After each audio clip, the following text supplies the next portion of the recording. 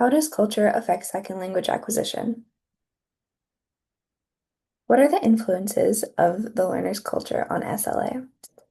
The first thing to consider when examining the relationship between culture and language is the importance and influence of the learner's own cultural background on the process and outcomes of language acquisition. The words we use, the way we communicate, expressions, and nonverbal cues, all these factors are influenced by the language we speak and the place we live. Our culture shapes our beliefs, values, norms, attitudes, and behaviors, making up our identities and the groups we belong to.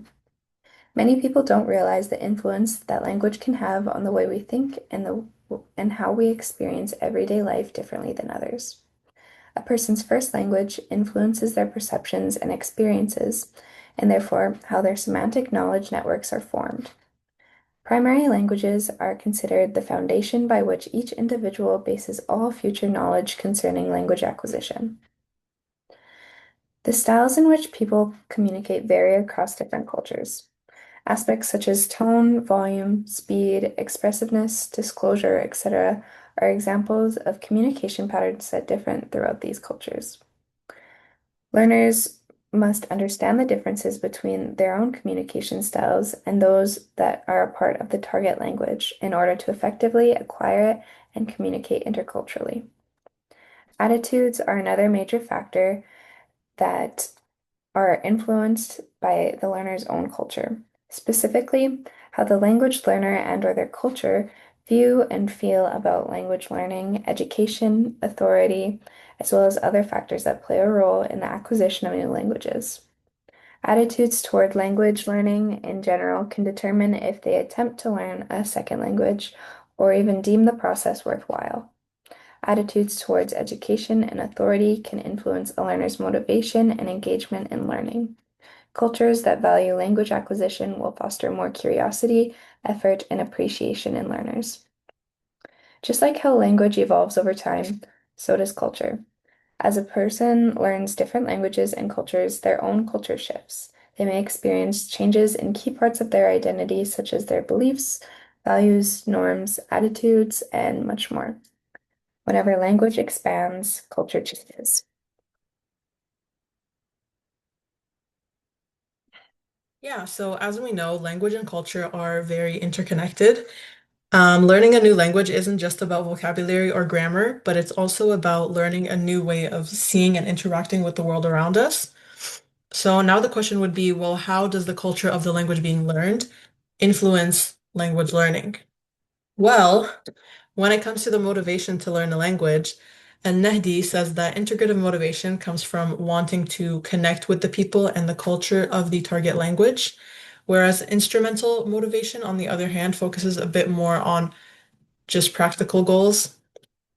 So an example of these two would be like learning French in hopes to maybe one day live in Paris and immerse yourself in the French culture. Or on the other hand, something like learning French just to pass the class. Learning French just to pass the class would be more instrumental motivation, whereas if you really want to immerse yourself in that culture, that's more of an integrative motivation to learn the language. Typically, learners with integrative motivation experience a deeper understanding of a language, while learners with instrumental motivation may only reach a limited level of learning. My next point here is pragmatic competence and miscommunication. I wrote the example of, for example, a Korean English speaker might say something like, "Oh, you've gained weight," as a friendly observation, but to an English speaker, that might sound a little bit offensive. And this isn't a grammatical issue, it's actually a cultural difference in how compliments or observations are framed. Miscommunications like these often occur at the pragmatic level where intended meaning and cultural expectations just don't quite align. And there are other factors like politeness level or sometimes indirect requests, social hierarchies in certain cultures that all have an impact on acquiring an additional language. Next, there are sociolinguistic variations, things like dialects, accents, voice registers, they all play a role in language learning as well. For example, in the UK, there was a study done where preschool children were able to not only recognize, but also judge regional accents in the UK and then later associated them to either social traits or status or different characteristics. which was very interesting because it shows us how language reflects not only where we're from, but also who we are and how others perceive us as well. Now, my last point here is reflecting on cultural identity, where when acquiring an additional language, we don't just learn how to speak differently, but we also begin to see ourselves differently. Language shapes how we express emotions, how we show respect, how we connect with others. So, learning an additional language often forces us to reflect on the values and habits of our own cultures first. And as we adapt to new ways of speaking and thinking, we start to build a sort of intercultural identity that blends elements of both our native and target cultures. Do certain cultural aspects facilitate or hinder SLA? Because an individual's language and culture have such a massive influence on how they perceive and interact with the world, learning a language in or from an environment different from what they know can be difficult. Each culture has its own unique values and attitudes towards language and acquisition. Cultures that value multilingualism will promote active engagement in the acquisition of their language by others as well as that of other languages. However, cultures that have a stronger attachment to and a higher value for the use of their language typically have a lower tolerance for variation and create extra pressure for language learners to be able to speak at a native level. Learners may feel judged due to their lack of skills, causing them to develop second language anxiety or lose motivation in their language acquisition process. Another example of the effects of cultural difference on language learning comes from Nigeria. In their culture, nodding and shrugging while talking is seen as showing off, while in many different cultures, they are unconscious paralinguistic items that demonstrate that a person may be actively listening or agreeing. As body language is an important component of acquiring a new language, cultural differences such as these can hinder the learner's success. Communication barriers such as these lead to misinterpretations, confusion, and can slow down and hinder second language acquisition. A final example of a cultural effect that can impact the success of SLA is exposure to language. It is well-known fact that exposure to language is necessary for developing fluency in any language.